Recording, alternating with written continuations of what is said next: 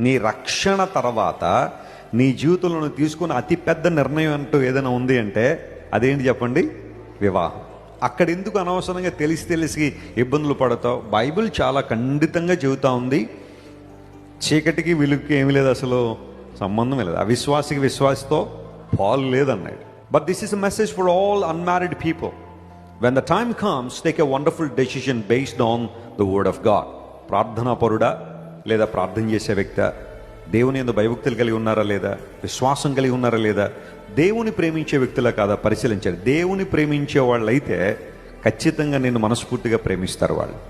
ఆ ప్రేమ లేకపోతే ఈ ప్రేమ ఉండదు. వివాహ విషయంలో తొందరపడద్దు, తొందరపాటు నిర్ణయాలు తీసుకోవద్దు. యూజువల్గా కొంచెం ఆలస్యం అవుతున్నప్పుడు తొందరపాటు నిర్ణయాలకి చాలా ఎక్కువ అవకాశం ఉంటుంది. కాబట్టి ప్రేమో ప్రార్థన చేయండి. ప్రభువా, నా జీవితంలో భక్తిగల జీవిత భాగస్వామిని తీసుకురమని ప్రార్థన చేయండి. ఖచ్చితంగా దేవుడు మీ జీవితంలో మేలు చేస్తాడు. నేను మార్చేసుకుంటానండి అని మాత్రం అనొద్దు. ఎందుకంటే చాలామంది వీళ్ళు మార్చేసుకోవడం తర్వాత సంగతి, కానీ వీళ్ళు అందులోకి వెళ్ళిపోయిన దాఖలాలు చాలా ఉన్నాయి. ఆల్రైట్.